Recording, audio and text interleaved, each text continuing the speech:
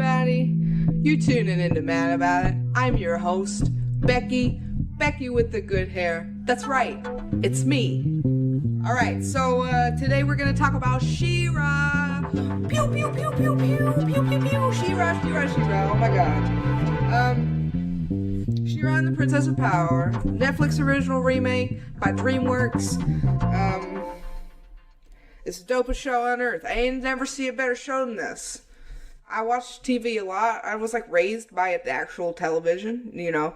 Like when I walk into a restaurant that has a television, I say mommy. You know, I just don't know. I don't know the difference. I can't tell. So I feel like I got a lot of favorite TV shows, you know, because I was raised by a television. And this one made me feel like, you know, that sort of unconditional love that I've just never felt. It's unfucking-believable. This show is so fucking dope. I can't even... Alright, I'm gonna tone down. I'm gonna use a broader vocabulary in this, y'all. This is embarrassing. My friend Vicky would be upset with me. Ashamed. Probably not ashamed. She'd be upset. And I'm not using my fullest poet palette here. But anyway, we're talking about She-Ra. She-Ra, it's done by Dreamworks, like I said. It's a Netflix original, and before you make another Netflix joke, I just want to say, nip it in the bud. I'm over it. Netflix is the superior streaming service. If you got a problem with how much dope variety they got, and how many times they update their shows, and how many cool original shows they got, just shut it up. I don't care.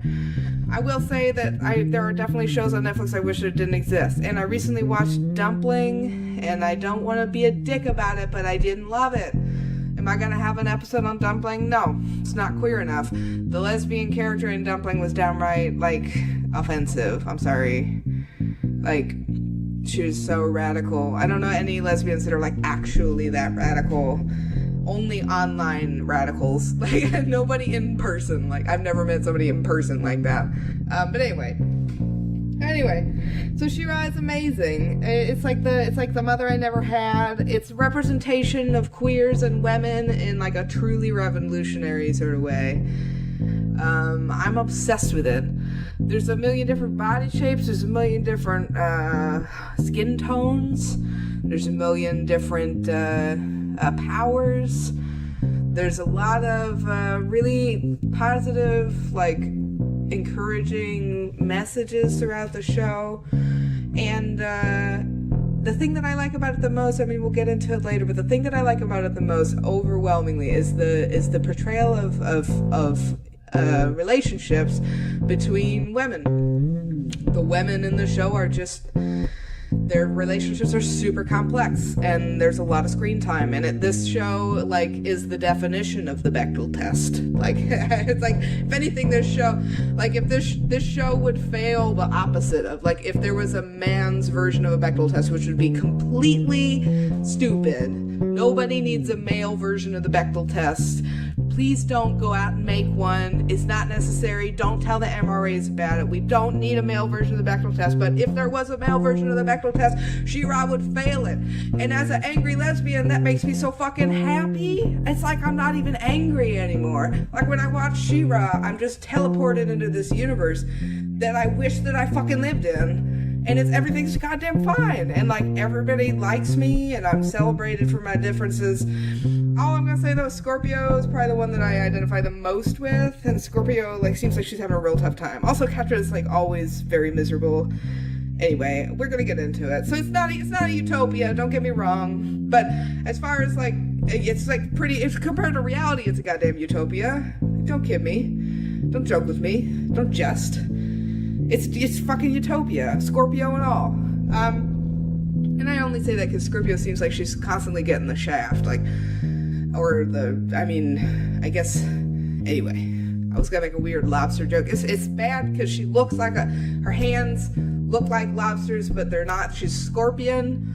But I'm sorry, we're gonna get into it later. Like, there's gotta be some sort of symbolism between the sort of all the different stuff. Anyway, so before we get into it too much, oh my gosh, I'm already getting into it. How can I not get into it? It's the show gives me feelings like I can't explain. before we get into it, I'm gonna give you like a 10-second Becky update. 3, 2, 1. So I got a new computer. It's really fucking dope. I can do all this crazy shit that I couldn't do before. I can even fit things into space. I can make pew pew pews. It's amazing. Got logic. Now we can do it. Okay, I went over time. It's been 13 seconds. So, but that's why all the, so a lot of things are different now. I'm also getting a new logo soon. Should be coming up like at the same time that I publish this episode, hopefully. My friend is a graphic designer. She's gonna hook me up. She just got a big job in New York. Congrats, huge congrats. She's gonna hook us up with some dope ass logo. Noelle Stevenson wrote and directed and like creatively engineered She-Ra, the Princess of Power, the remake. She used to do Lumberjanes, and she got her start doing this online web series, Nimona. You have to go check out Nimona. If you like comics, if you like gay stuff, you have to check out Nimona. It doesn't even matter if you like comics. Like, here's the deal. Like, when you do comics as well as Noelle Stevenson does, it's not a comic book. It's a graphic novel. You know what I mean? It's a novel. You don't even have to put graphic in there. I mean, I guess there's pictures, but like, it's not like it's mostly text. That's not what I'm trying to say. It's just, it's art. It's not no slight against other comics, but there's a quick nature to some comics, a temporary nature to some comics that comics like Alison Bechdel and Alison Bechdel's comics, like a lot of them were published very quickly. Like she had a weekly comic and a strip, and I have a collected works of Dykes to watch out for, and I have Fun Home, but the thing about it is that when Alison Bechdel got her start, she was just publishing shit herself. She didn't even get all of it published, and that's why it's such a big deal. That I don't know. I can't think about Noelle Stevenson and not think about Alison Bechdel. Like, Alison Bechdel set the stage for somebody else to come and do what Noelle Stevenson is doing. Like, she set the stage for Noelle Stevenson. When I watched the show, I was like, holy crap, this is exactly like Steven Universe. Like, this is like, am I watching Rebecca Sugar right now? Like, I assumed it was a Rebecca Sugar show. Like, I assumed, because especially Glimmer, to me, Glimmer looks like a straight up, like a shout out to Rebecca Sugar. Like, everything about the character Glimmer, to me, is like a shout out to Steven Universe. Like, the voicing, everything about it is a shout out to me. This is my overall impression. I don't know why. Don't ask me to defend myself. This podcast is, it's mine. So I thought it was a Rebecca Sugar show. Rebecca Sugar didn't have fucking anything to do with this. Yeah. Let that sink in for a bit.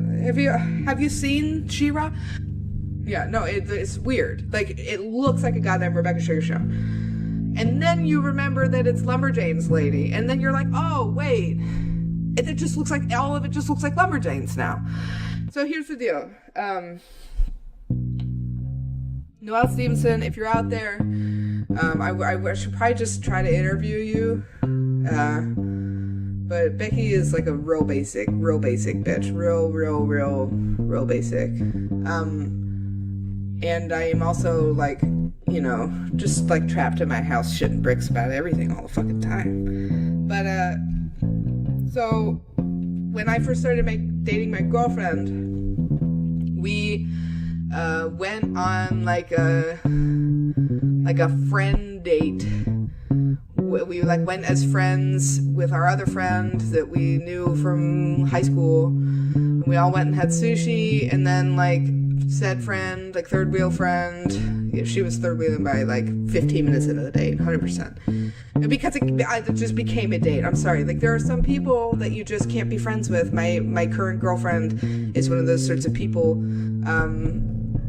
I just I love her and I adore her, and I just wouldn't ever be able to be friends with her. That's crazy. We're not friends, we're lovers. So, we went on a friend date. It ended up being a date because you just can't be friends with people that you date.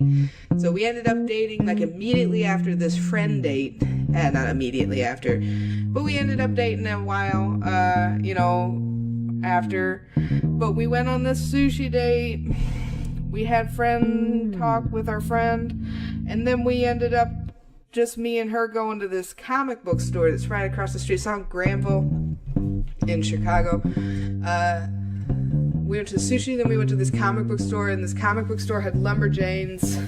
And the thing about Lumberjanes is that if you're a queer lady and you're in a comic book store and you see Lumberjanes, it's just all you can see. It's like, what is this? So we just walk into this comic book store, and Lumberjanes just like jumps off the shelf straight into my brain. It's like I've never seen such dykey things in my life. Like Lumberjanes is just like, it's just something that's just queer. Like you just look at it and it's queer. Here's the deal: people hate. A lot of gay people hate RuPaul. You can hate RuPaul as much as you want. That's just so fucking gay. It's so fucking gay. I don't know how you could hate something that's that gay. It's like you must just be hating yourself if you hate something that gay. It's amazing. Lumberjanes was so fun to read on a date as a dyke. It made that date super memorable. We ended up buying it, even though because you can read like half of a comic book like just standing in the store. It doesn't take very long. Graphic novel. So yeah, I guess what I'm trying to say is Noelle Stevenson is responsible for the love of my life, I guess. Yeah. No big deal. It's not like it's any sort of like, momentous, meaningful, irreplaceable part of my life. I mean, it's not like you gotta make a big deal about it. I'm just saying it's, the most important things ever happened to me. So, yeah, I like Lumberjanes. I like it. Check out Lumberjanes. The thing about Lumberjanes is it can make you go broke really fucking fast. Goddamn, there's a lot of volumes. And they're all like, it's all like $10-15. Every single volume is $10-15. I have 4 volumes of Lumberjanes. Does that make me a bad Noelle Stevenson fan? Yes. But I'm broke as fuck. And I just got this computer, and now I'm the brokest I've ever been in my life. So, if you want to buy me Lumberjanes, you can go ahead. Please send me Lumberjanes. Okay.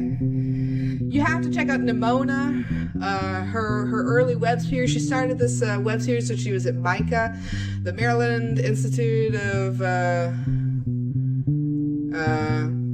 Creative Arts. Yeah, that's what it is. MICA's a dope design school. I know a girl who went to MICA, but she's amazing. But MICA's like super dope, and here's the deal. She did this while she was in college. The online web series was free for forever. Now it's not free because it's super fucking good. So, like, if you want something that's amazing, that's going to inspire you, unfortunately, you have to spend money on it. Art should be free, but, artists should be rich, too. So what's going to happen? How are we going to deal with these two problems to make any sense? Art should be free, artists should be rich. Nah.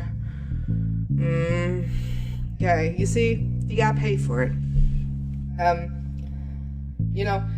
Everybody's super down for paying for work, but we get, people are like shitting bricks about a 99-cent download. But, Lumberjanes are a little expensive. Nimona, you can get the whole Nimona for like $18 hardback. It's pretty good. That's all I'm gonna say. Highly recommend. But yeah, Noelle Stevenson, if you're out there, you're the reason that you're the reason that my girlfriend decided to go on a second date with me. That was actually a date.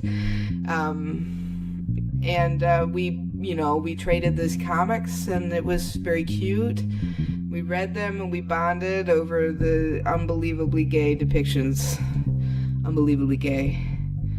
Also, Alison Bechtel We read a lot of Alison Bechdel when we started dating. Alison Bechdel is like such a good thing to read, unbelievably. It's like if Hannah Gadsby I don't know, was like nicer and funnier. Sorry about it. I love Hannah Gadsby, but like bitch makes me depressed. Also, she stole my gig, so I gotta, I support her. Have you seen the why am I talking about Hannah Gadsby at all right now? This is garbage. Have you seen the recent SNL thing where A.D. Bryant makes fun of him? That's so you gotta look up A.D. Bryant doing Hannah Gadsby. This is like the funniest thing I've ever seen in my life. There's so much tension.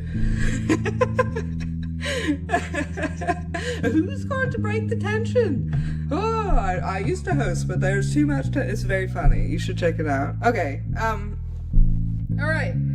So the original She-Ra, we gotta talk about it because Noelle Stevenson uses the original She-Ra as a hella reference. And as a basic observation, she's not just referencing the She-Ra for plot and for characters and for style. She's also referencing, kind of its biases in a way. So from what I understand, the original She-Ra, hold on one second. So the original She-Ra is was produced in 1985. It was a spin-off of He-Man and the Masters of the Universe.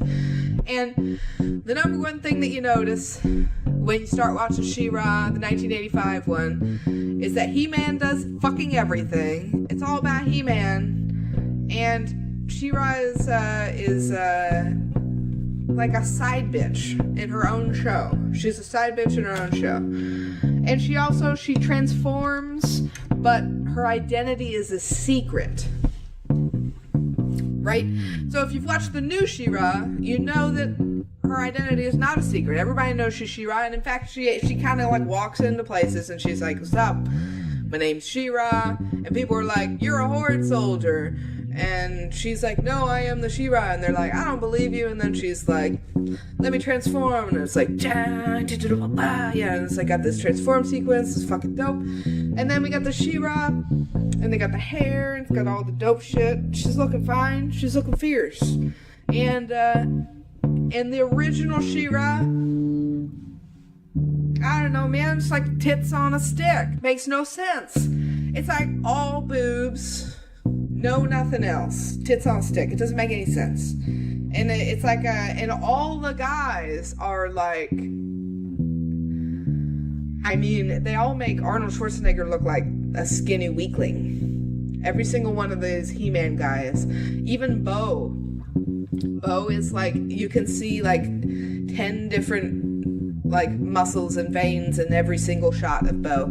Their legs look like they have literally more muscles than a human leg has. All of it is just more muscle than like any human has ever had. Like you could spend your whole life, lifting weights, eating like 48 dozen eggs a day, and like, injecting yourself with like silicone to make yourself look buffer and be buffer and do all the shit to be buff, and you would never look as buff as these He-Man guys. And I know that that's like a whole male body dysphoria thing going on, but like, I'm gonna go ahead and say that it's like male worship and then female tits on a stick. Like She-Ra is a side bitch in her own show in the original She-Ra. So what's a girl to do when they're tasked with remaking this show? This show is very problematic. So I watched the original She-Ra for as long as I could stand. I'm sorry if you really like the original She-Ra, but I'm about to read the shit out of the original She-Ra right now. Get your reading glasses on, because here goes. This is everything I thought was just bullshit, or kind of nice. These are just my general observations in the original She-Ra as a first-time viewer after seeing the new She-Ra. So, anyway, this is biased, this is shitty, whatever. You can take your own opinion. This is pure entertainment. Okay, so my first impression is that it's He-Man. Because that's the only person we see. He's the only person that fights stuff. He's the only person that's fixing any problems. It's actual bullshit. There's a really cool theme. I like the theme better for this one. I like the original theme better. I'm going to play the original theme here. Woo! Yeah, hey, listen.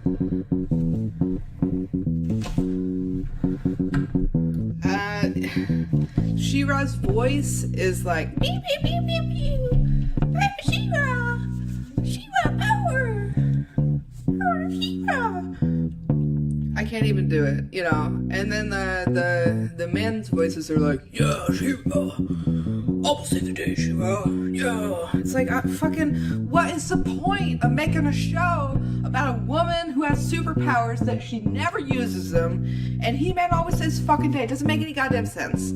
It's like if it was Dr. House, except House was just like, you know, literally in the closet for half the episode, and one of the nurses fixes the problem every single time, and House at the end is just like, oh, wonderful. Woo-hoo-hoo-hoo. What the hell? That's what the original, that's what OG She-Ra is. OG She-Ra is super sexist. So fucking weird. So very misogynist. I know it's supposed to be not misogynist, but I'm sorry, it's so misogynist. It's just tits. I'm sorry, breasts. It's chestises. Everybody's got a huge T-shaped, V-shaped. It's like everybody's an upside down pyramid. And I guess it's all for action figures. That's what they say. They say that everybody's just doing this for action figures. That's why all the women look the same. That's why all the men look the same, so they're easy to transform into action figures. I'm sure that makes sense, but here's the deal. The show can have a slight bit of variance between characters that isn't shown in the action figures. Like, it's not going to kill the marketing plan to have a little bit of variance. Like, you know, like the... Anyway. I just disagree with all of it. I think that the body design in the original She-Ra is terrible.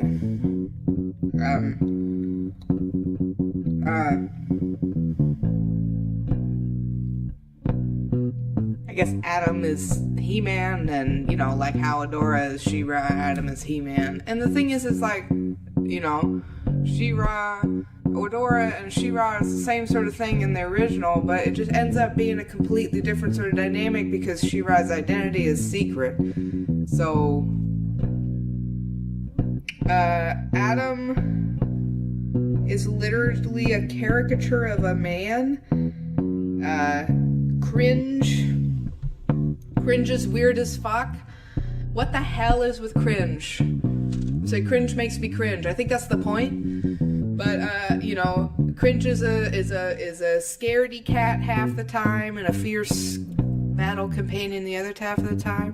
And of course, when he's a fierce battle companion, his voice is low and his movements are sturdy, and he's a strong, he's a strong cat.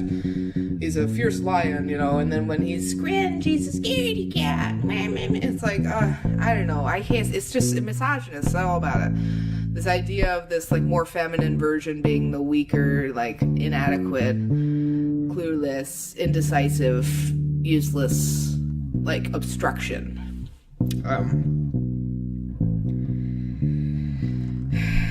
I hate the fucking cat thing. It bothers me. There's, like, a lot of weird gay robot sex in this. I know. I don't know where I came up with this observation. It's just not at all about She-Ra. It's way more about, like, biceps and, also there's definitely like an Adam Bow subtext. Definitely an Adam Bow subtext. Glimmer in the original, like, what the hell? What is this, though? Her nails, like, holy shit, look at Glimmer's nails in the old, it's like the stuff of nightmares. Scorpio is, like, super duper femme. I get it, they're all designed for action figures, like, I get it, but, like, what the hell? All the women talk like babies.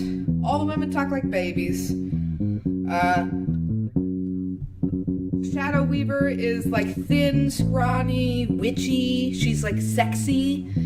Shadow Weaver is like only sexy to people who've been abused, you know, like in the new one, she's like not a sex symbol. She's like only sexy if you like people that are terrible.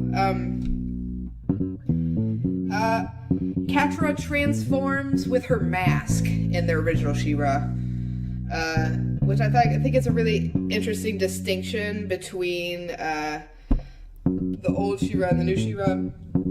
Catra, there's a lot of distinctions that so like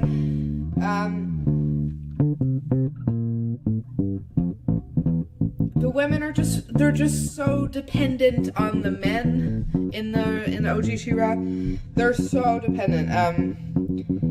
They don't have as much power, and the powers that they do have are all very limited and circumstantial.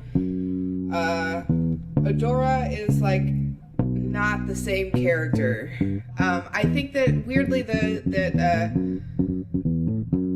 I don't know. I think that what it really comes down to is that the new Adora is just a fully fleshed character, and the old Adora just isn't. It just isn't.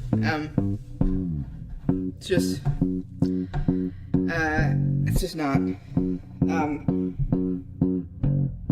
The witch, though, what is her name? Madame Raz? Is that what it is? Is her name seriously Madame Raz? I think it is. I don't mean to sound such a dick about this. If you're a fan of the old She-Ra, that's good for you.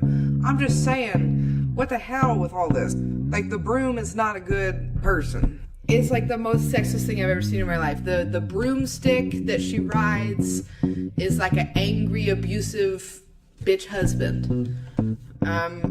And the witch is like a super forgetful, inadequate, like constantly screwing stuff up and saying, "Oh dearie my, oh dearie my, oh dearie my."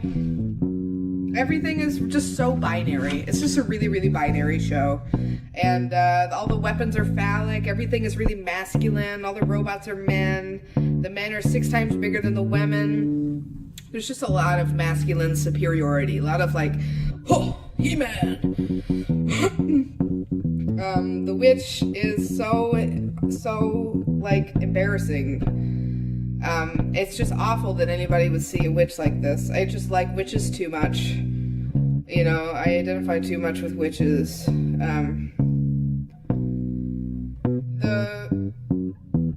The women are just all more pretty than they are strong. They're all more pretty than they are useful.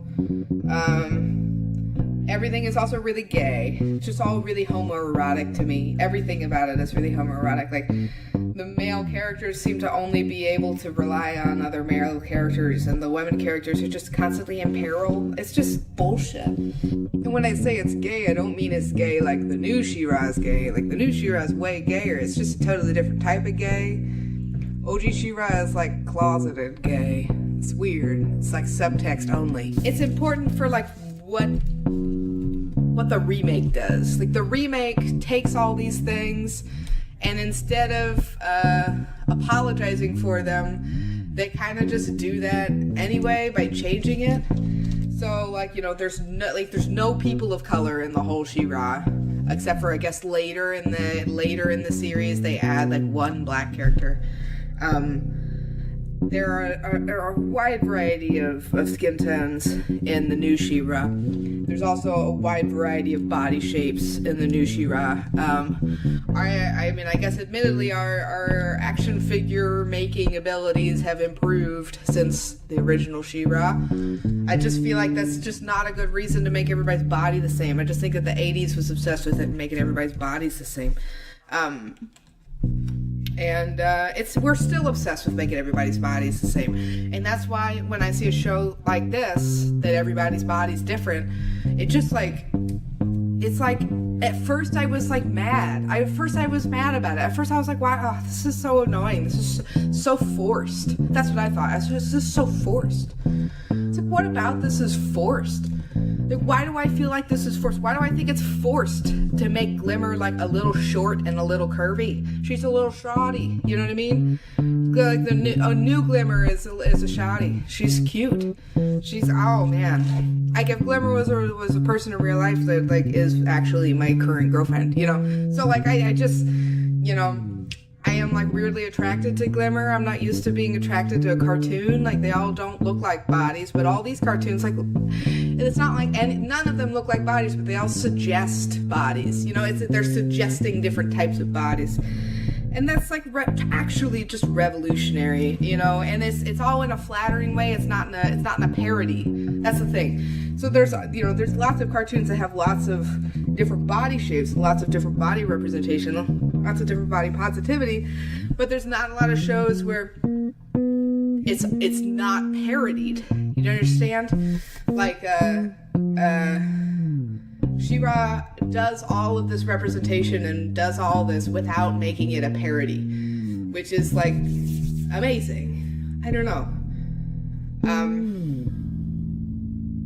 It just, you know, it shouldn't be, like I said, it just shouldn't be such a revolutionary idea to paint a reality where everybody doesn't look the same. Because like when I walk down the street and I go to the coffee shop and I do my work and when I do my job and when I'm playing a concert or something like that, everybody around me always looks very different from everybody else. I mean, even when you look at pictures of like people in the military in uniform, there's a huge variation of skin tones, body shapes and sizes amongst, you know, people that are literally like being made to look identical, you know.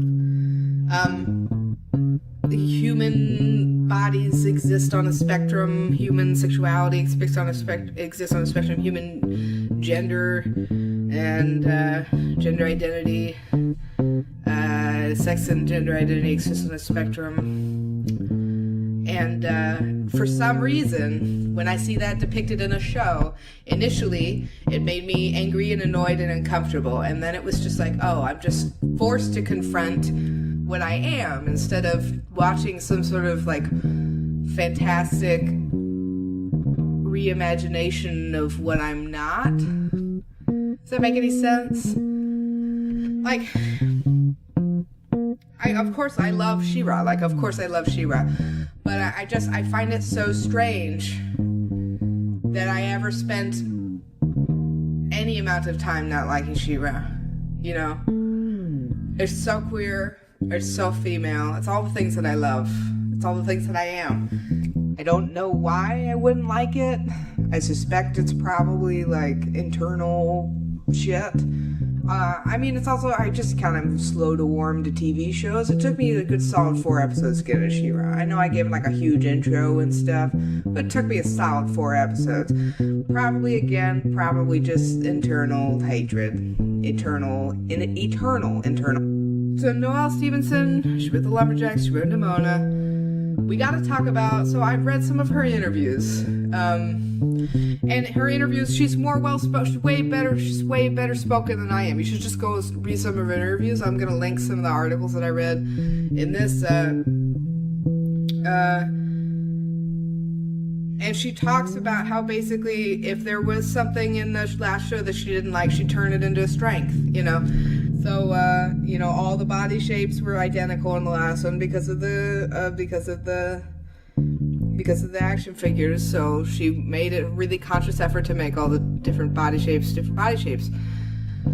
If you go back and read Nimona, there's a ridiculous amount of body shape representation, skin tone representation in Nimona. Lumberjack's the same. So like, it's not like this is something that that Noelle Stevenson like learned to do for She-Ra. None of it. That's why you gotta go look at her other stuff. None of it is something that she learned. Like, She-Ra is the culmination of her life's, you know, pursuit. It's not the end of it. Jesus fucking Christ, never. It's never gonna be the end of it. I'm so excited for the rest of Noelle Stevenson's career. I'm so excited. I hope she just like creates like, you know, freely and endlessly for as long as she can do it. Like, she's just dope. But this is what happens when you spend your whole life studying comic books as if it's Tolstoy. You know, she just has such a respect for it and such a genuine passion for comics and graphic novels as an expressive medium. And it comes through really hardcore in the TV show. The TV show reads like a comic book. The animation style is very two-dimensional. It's not it's just not like it's not like live action or anything like that. And it's got a real hand-drawn vibe to it. And the hand-drawn vibe is like, man, like, is this some Hayao Miyazaki shit I'm watching right now? Like, did they, like, you know, fly to Japan for, like, the final edit of this? Because this is what it looks like. Yeah, it turns out she's really influenced by Hayao Miyazaki, like, who isn't? But that hand-drawn vibe is everything to me. Everything. And if you like animation, and if you like comics, and if you like graphic design, you know, that's such an important thing. That's like such an important distinction that this show makes that not a lot of other shows make. You know, I like Big Mouth, but I just don't like Big Mouth. You know what I mean? I like Big Mouth, but it's not. I don't think that Big Mouth is qualitatively on the level of She-Ra. And here's the deal: it's apples to oranges. You can't compare the two things. And Big Mouth is doing something that I think is really, really important. But She-Ra is doing something that's more important, and it's doing something that we have not seen before. And I get it, there's lots of queer representation in the media that we've been seeing. There's so much that we get, like, that it's like stereotypical at this point. But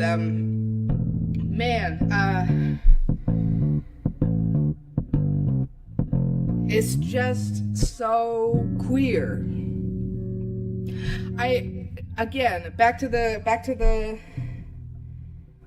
Also, it's like, there are relationships and character tropes in this that are, like, from Buffy.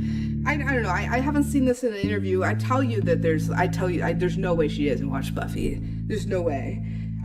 But she talks a lot about nemesis relationships. She loves nemesis relationships, and to me, one of the most important things about She-Ra is the nemesis relationship between Adora and Catra. Like, obviously, like, Adora and Catra is like the driving tension, the driving force behind the whole show. She-Ra and Catra. So here's where these old differences really come in. So, like, in the old show, Catra was just some pretty bitch with a mask that made her powerful, and she was not very powerful. She was, like, fake powerful.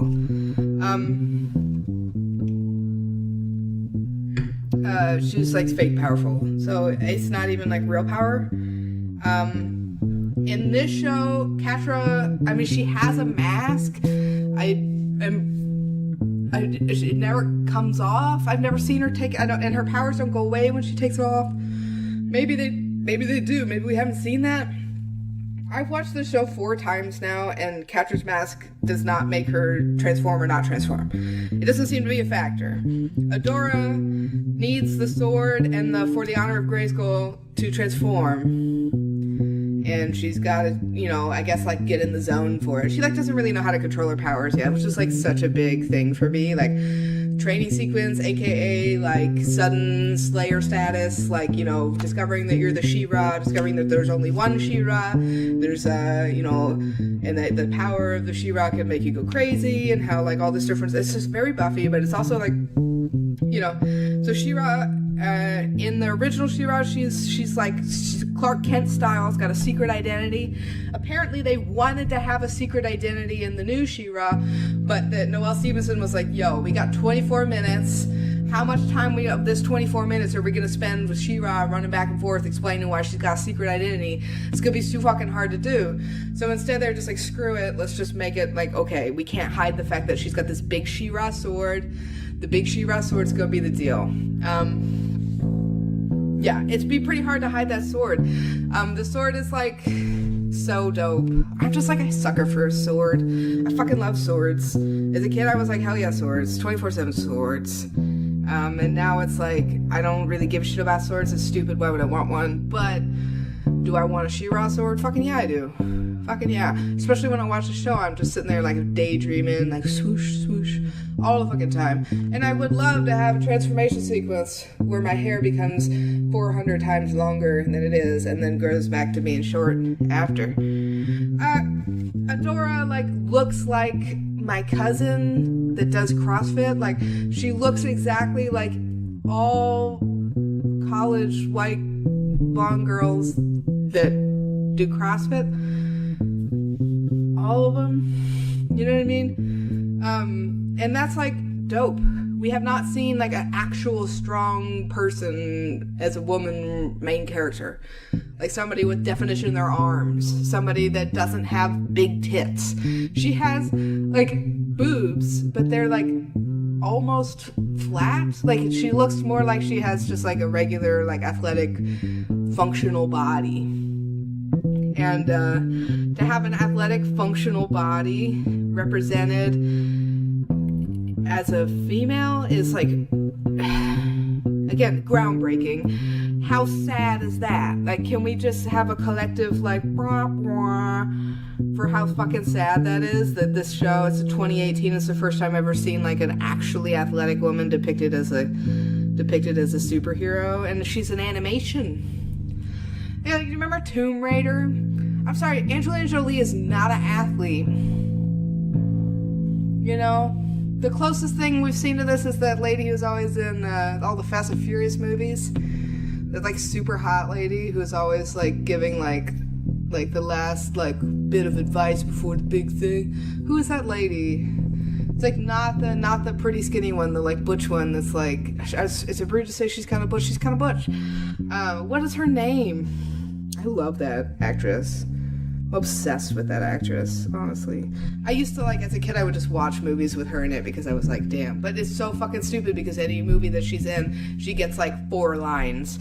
It's, like, the best 4 lines in the movie, but that's all she gets. Anyway. So here's the deal. There's, like, so many other things that are going on in the show. I took a long time to make this episode, mostly because I was just so enthusiastic about it, I can't think straight. There's also just too much to say. Legit, there's just too much to say. The color palette of the animation is all, like, literally trans flag colors. Like, it's all queer stuff. It's the queerest show I've ever seen. It's just pink, purple, white, green, lots and lots of purple and pink. I don't think I was gonna put this to the test the last time I watched it all the way through, but I couldn't. I was gonna see if there was any shot in the show that didn't have purple in it. I don't think that there's a single shot in the show that doesn't have purple. And it's just to the point where it's just not an accident. That purple has symbolism. You know, that purple has a history. That purple is an important color. The pink is an important color. These color schemes are queer, and they're our history, and they come with connotation, and it's unbelievable. There's also just, like, shamelessly out gay characters and relationships in the show, like Spinnerella and Natessa. Spinnerella and Natassa. So Spinnerella, like, uses wind as power, and Natassa uses nets. She, like, casts nets, and, like, when she describes what she does, she's like, I cast nets, okay? And then Spinnerella, who's, like, shamelessly her girlfriend, they're always shown, like, holding hands and stuff, and Spinnerella's like, oh, honey, your nets are so beautiful, and it's, like, hilarious, like, I love it, but I'd say that's just what it is, like, in that they're so gay. There's, like, you know, they're constantly being shown, like, together. Like, if there's a group of people, Spinnerella and Natessa are, like, physically touching in some way. So that nobody ever says Spinnerella and Natessa are lesbians. Spinnerella and Natessa never come out as lesbians. It is implied by basic observation that Spinnerella and Natessa are lesbians. If you didn't understand that, it's because you're dense as fuck. You know what I mean? And that's the thing that's, like, to me, like, completely mind-blowing about the show, is that there are no implicit heterosexual people.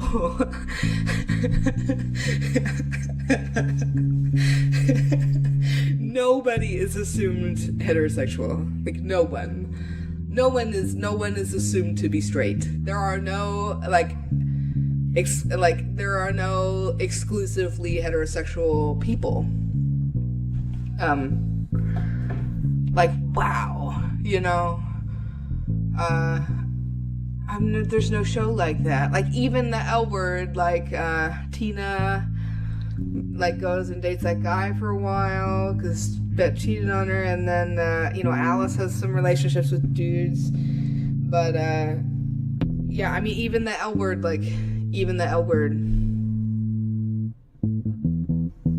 that's not, like, it's in She-Ra, it is never implied that anyone is straight. It's always implied that everybody is at least bisexual or pansexual. I mean, I don't even know if the normal labels apply. It's just a different sort of world where everybody just seems to be fine with fucking everything. I will say that Mermista seems like she's really got a thing for Seahawk, but Seahawk is gay as fuck. Seahawk is the gayest guy I ever seen in my life. Seahawk, I am. Seahawk is the fucking best. If you heard the Seahawk song, you gotta listen to the Seahawk song. Who's the guy that does the Seahawk song? He's a voice actor. He's like my new favorite voice actor. Where is this? Where were you? Jordan Fisher. Jordan Fisher does the Seahawk song. This shit's fucking dope as hell. Seahawk, I am. I am Seahawk. So Mermista and Seahawk are a little bit straight. They're a little hetero. Mermista's like over it though. Fucking Mermista's like super fucking over it. I love Mermista. Like, holy shit. Mermista like is that girl that I like know. You know, like we all know Mermista. And that's the thing about all the different princesses. Like we all know all the different princesses. Like Princess Frosta is like literally a cold lady. Like, she's literally cold, and she's also wearing a coat. Like, she is chilly, you know? And it's like, listen, like, your powers are ice. You live in an ice kingdom. When you think about it, shit just gets thrown up in the air with your ice. And somehow you're telling me you need a coat because you're cold? Like, what's wrong? You got thyroid problems? The fuck, Frosta? What is this? Why do you need a coat? Like, isn't that just a big design flaw of being an ice princess? Wouldn't you think, like, if I was an ice princess, I would expect to be comfortable in the nude. I'd also just expect to be comfortable in the nude no matter fucking what. You know, it's like how, in Adventure Time, the Flame Princess is like, you know, she's like got this dress on all the time, I guess. But somehow, like, everything that touches her catches on fire. It's like, well, then why are you wearing clothes? Why aren't you just a ball of fire? Why isn't the ground scorched? You know, I don't fucking understand. Like, you play by some rules, but not by others. You know, doesn't bother me. I'm just trying to figure it out. Just don't understand.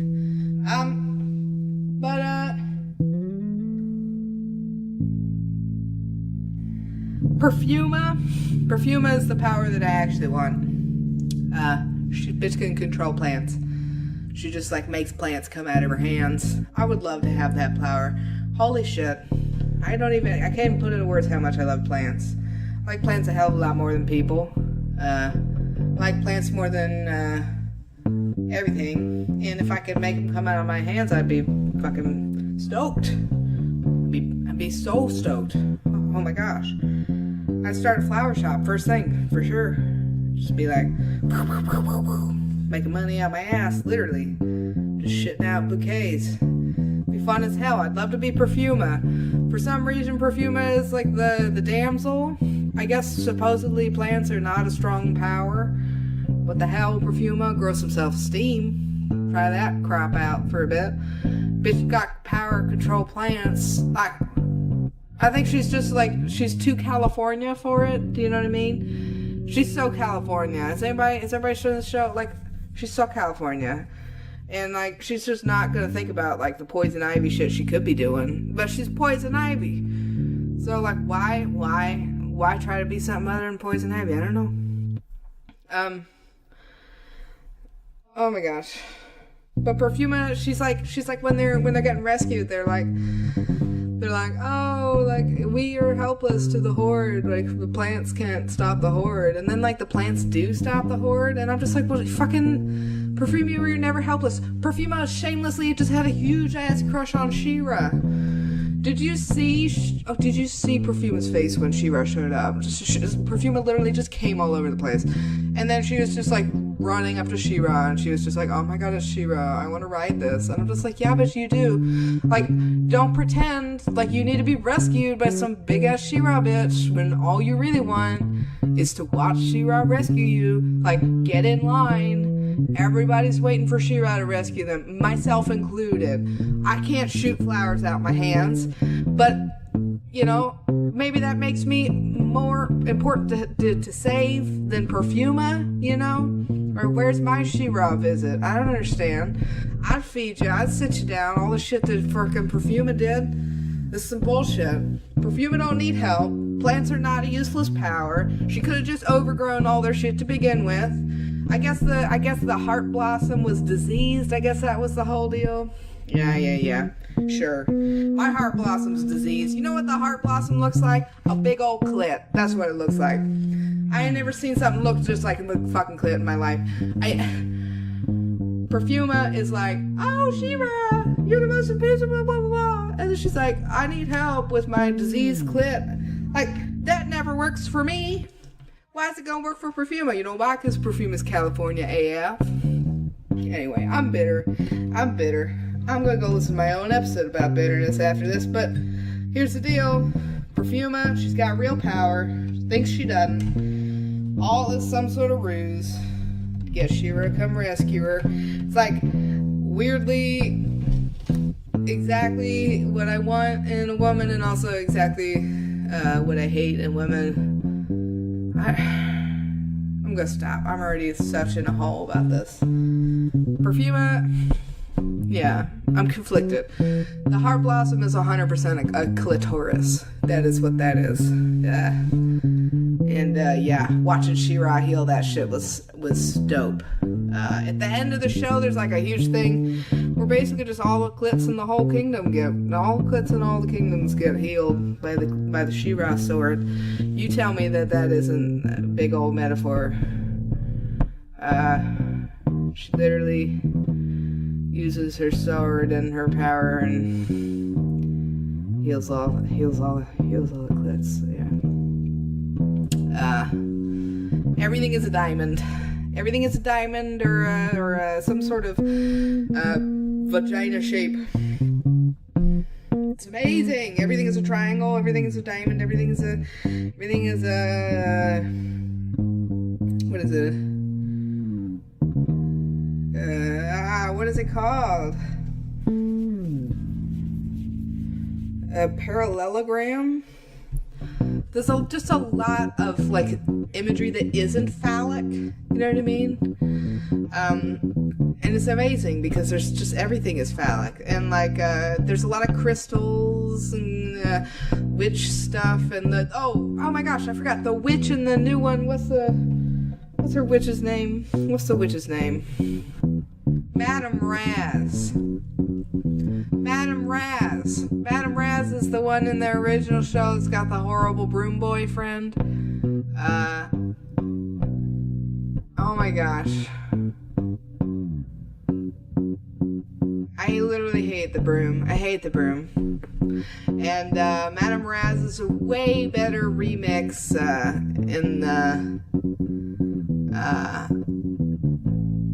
way better in the remake. Like, holy shit. The Masters of the Universe, Madame Raz, is literally an asshole. So think that the coolest thing about Glimmer is her relationship with her mom and her aunt and stuff, and how Glimmer is like you know, like a royal, like a she's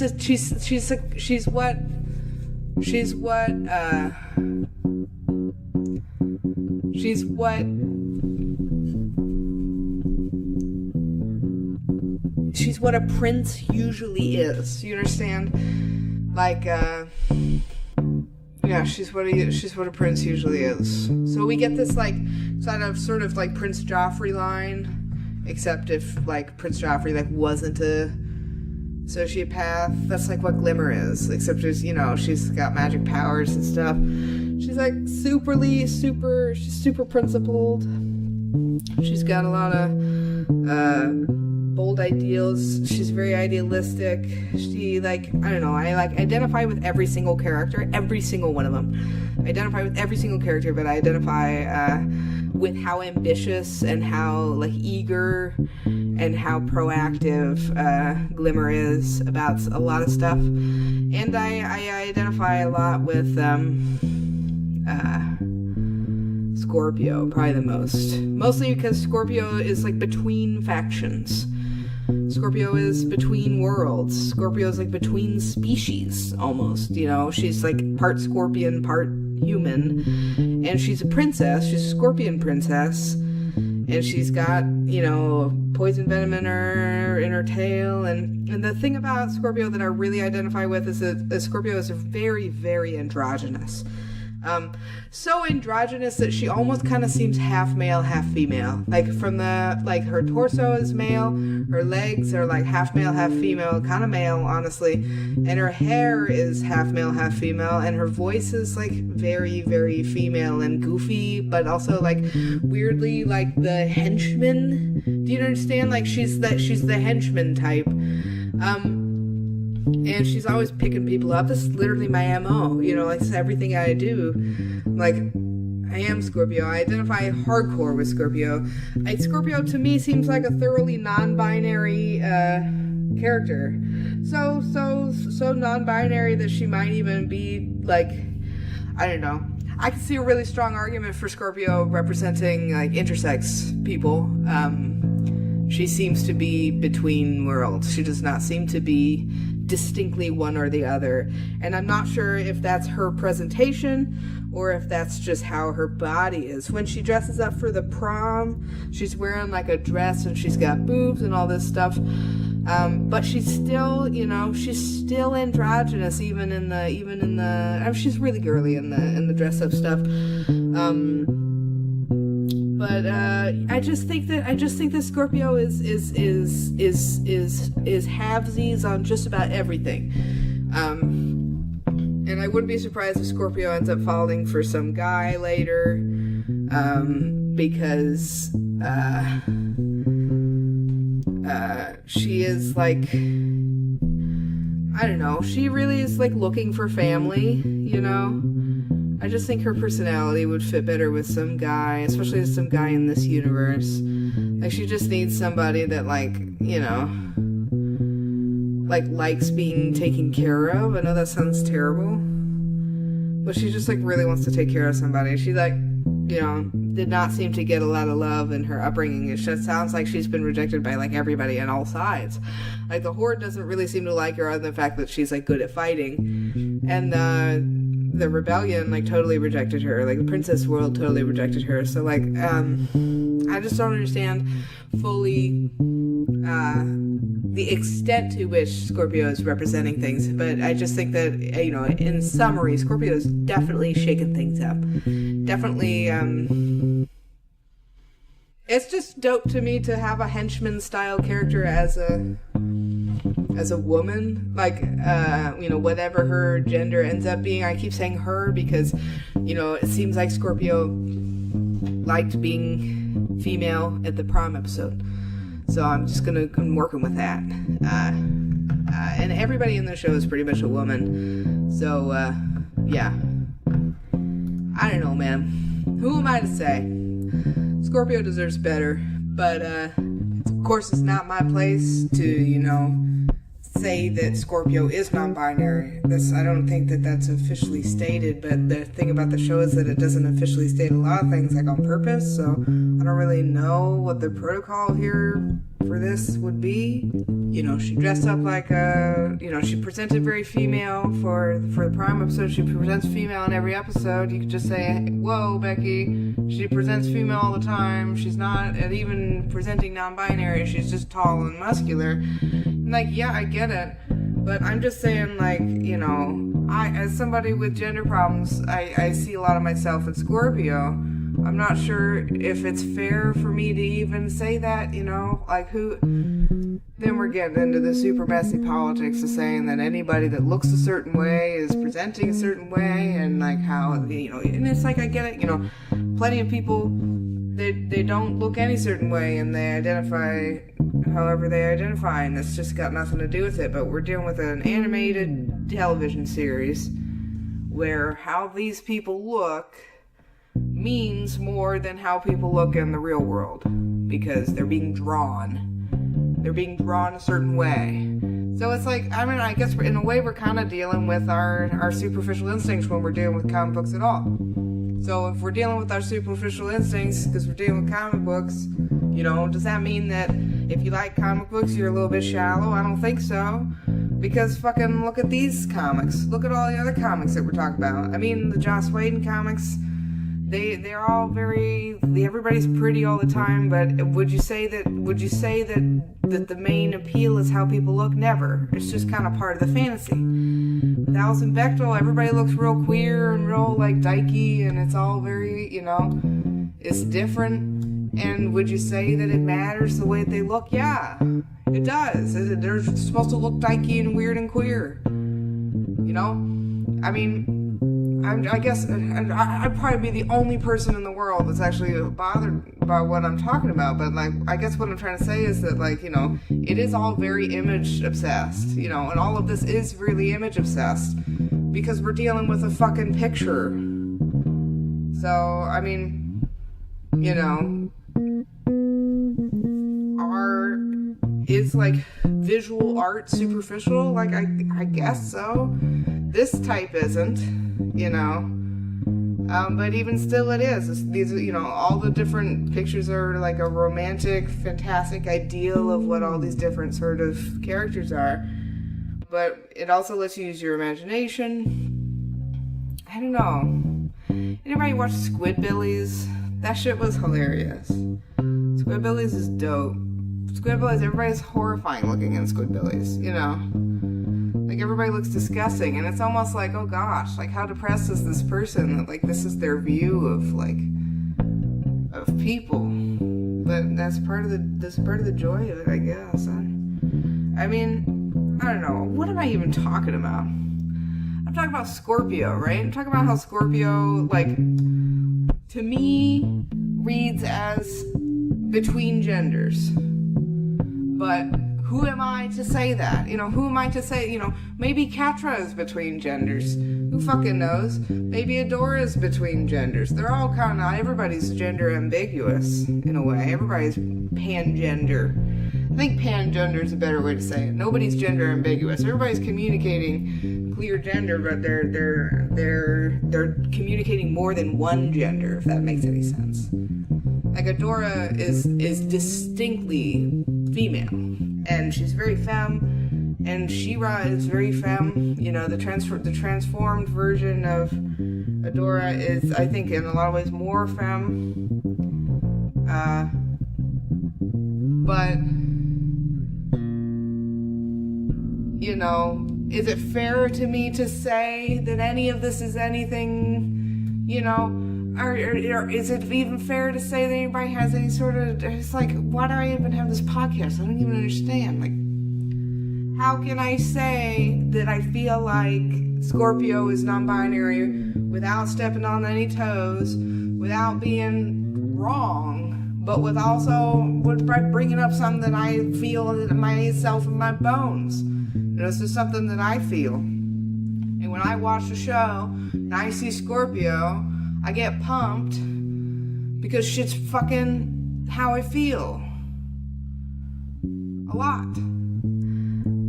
I'm saying to somebody who's gender confused, somebody who's very gender confused, I find solace in Scorpio. Like, it makes me feel good about myself to see somebody who's between, you know, because I feel that way, and there's just not a lot of times that I get to feel between and have it all make sense, you know. And like when I watch She-Ra and there's this in-between worlds character who's like struggling with it, I'm just like, oh, it just makes me feel good. Makes me feel like understood, makes me feel validated. I'm like so grateful for this show. It's just been so fun to watch this show. I am so excited for season 2 of She-Ra. I can't even put it into words fully. Like, it's the most exciting. I will 100% have another episode about She-Ra season 2. That's like 100%. My biggest question right now is like, do I just keep talking for a whole another hour and cover all the stuff that I didn't get to? Like, I shit you not, 6 more pages of notes to talk about. Maybe, I mean, I just like, should I do an episode at a time? Should I do a season at a time? Should I just make a general first impression episode? I think that might be what this is. This is just a first impressions episode on the OG She-Ra and the new She-Ra. Yeah, I mean, there's just so much to talk about. It's like so amazing. You should just go watch it. But I think I'll probably just like, I don't know, I might have an Adora Catra episode, because like that's the main thing I haven't talked about that we need to talk about is like, I don't know, you know, the whole point of the show.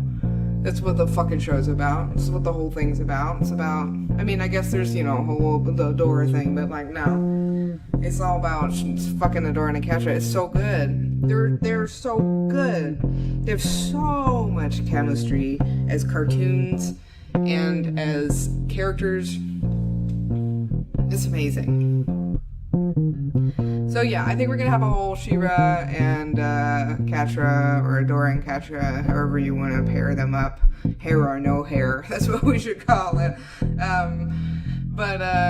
Yeah, I mean, thanks for tuning in. Boy, isn't it fun with the new audio setup? Don't I sound like I'm not just a fucking chump as much? Like a little bit. I know. I shouldn't toot my own horn too much, but I miss it, so I'm gonna toot. Okay. Well, that's it. It's nice talking to you. Tune in for the music episode. We got a music episode coming up. We're gonna talk about, you know, just like it's basically like 6 songs. We're gonna break down like 6 songs, why they're good, who they're by, all the other stuff they're playing, and how you should go listen to them, all that stuff. It's gonna be good. Yeah. Okay. And yeah. I have so many episodes backlogged. I've been busy. I've been so busy. It's just, you know, it's just me and my lady, so we don't really like, not exactly like a professional studio. Alright. Ta-ta. Gongwa.